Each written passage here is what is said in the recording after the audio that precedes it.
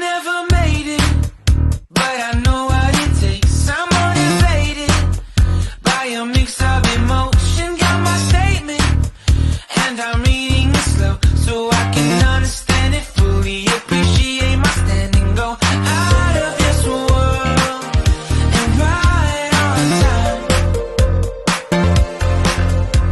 Oh, never in my life have I seen the sky light up like this. I'm far away from Earth and I wanna know if you exist. Mission control, do you read me? Send me my coordinates lately. Mission control, am I drifting? Tie me to someone who will love me, yeah. Wait, I think I'll last a bit longer. Find another. Welcome everyone. Welcome everyone. Welcome everyone to another Ref Brandon and the Todd family YouTube video. Wherever you are, whatever you may be doing, thank you so much for making Ref Brandon and the Todd family a part of your day. We always greatly appreciate it. It is a Wednesday, so of course that means it's time for another weekly top 10 countdown. But before I get into this week's top 10 countdown and tell you why I chose this topic for this week's top 10 countdown, because I actually did not choose this week's top 10 countdown topic until Monday. But before I tell you what it's going to be about, let me first say, for all you wrestling fans out there, I tell you all the time about my boys, Harry Bernard Taylor and Christopher Burton, over on the Straight Up Wrestling Show on Facebook and YouTube. And today I want to remind you that tonight, right around 6:30 Eastern Time, 5:30 Central Time, they will be on Facebook and Twitch and YouTube on the Straight Up Wrestling Show, reviewing SWA Fightmare 17 from this past Saturday night in East Denali, Georgia. So if you were there, make sure you tune in to the show so you can hear what they have to say about it. And of course, you can agree or disagree since you were there. And if you were not there, make sure you tune in to find out all the great things you missed Saturday night. But today here on the channel, I'm going to be talking about wrestling, and that is the topic of this week's top 10 countdown. The actual top 10 countdown is the top 10 best wrestlers to never win a world title. Now, of course, when I say never win a world title, we're talking about the big times, because of course a lot of these guys that start out on the indie circuit before they make it big, they win titles on the indie circuit. But nobody's going to remember or talk about your indie world title. They only remember your world title in the big times. And of course, the big times, back in the day, you had NWA and AWA. And of course, then you had WCW and WWE. And nowadays, you have AEW. And those are the companies I'm talking about when I say never win a world title. There's probably going to be a few names on this list that's going to surprise some people, and you're going to say they never won a world title, but no, they didn't.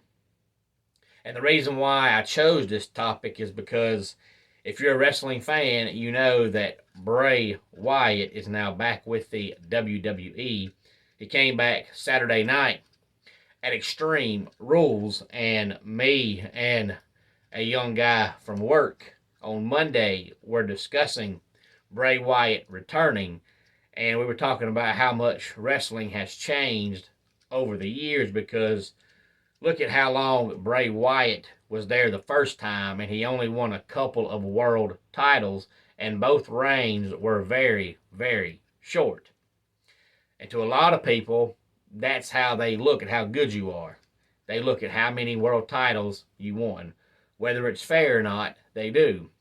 And I was telling him it shows how much wrestling's changed, because I won't give you the name because the name is actually number one on this list. But I was telling him about how he is considered by many people to be one of the best wrestlers of all time, and he never won a world title. But nobody holds it against him. And The Undertaker, who is considered by a lot of people to be one of the best wrestlers of all time, only won 4 world championships in all his years in the WWE. That's all he ever had was 4 world title reigns. But to most people, he is one of the best wrestlers of all time. But nowadays, you see these guys that win 12, 13, 14 world titles because if you don't, they look at it as you're not any good. If you're a sports fan, that's how most people are in the sports world. Whatever sports you play, they don't care about your stats or nothing like that. If you don't win the World Series or national title, whatever sport it is, they say, well, he ain't any good. And it's not always fair, but that's just the way people look at it. They look at that one thing, and that's it. So these are the guys that are actually great wrestlers, but they never won a major world championship. Number 10, Nikita Koloff. Number 9, William Regal. Number 8, Mr. Wonderful, Paul Orndorff. Number 7, Magnum TA. And number 6, Owen Hart. Before we talk about the top 5, I'll recap 10 through 6 and then give a couple of quick thoughts on a couple of those gentlemen. Number 10, Nikita Koloff.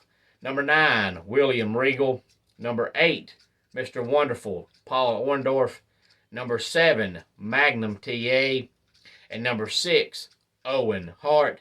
Now, of course, Magnum TA, unless you're old or an old wrestling fan like myself that watches all kinds of old wrestling, you may not know, but Magnum TA was a phenomenal wrestler, but he actually had to retire in 1986 due to a severe accident, and he was only 27 years old.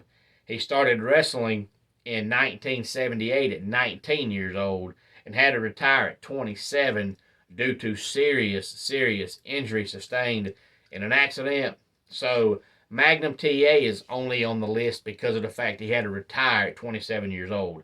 Magnum TA is one of the best wrestlers that most people haven't heard of unless you're either, like I said, old or just an old school wrestling fan that watches all sorts of wrestling, because he's been retired now for 36 years. So most people don't know who he is. But if you go back and watch his matches, he was a great wrestler. And if not for the accident, and he could have wrestled for 10, 15 more years, he probably would have had multiple championships. But because of the accident and having to retire early, he never won one. And then, of course, we know Owen Hart was tragically killed really early.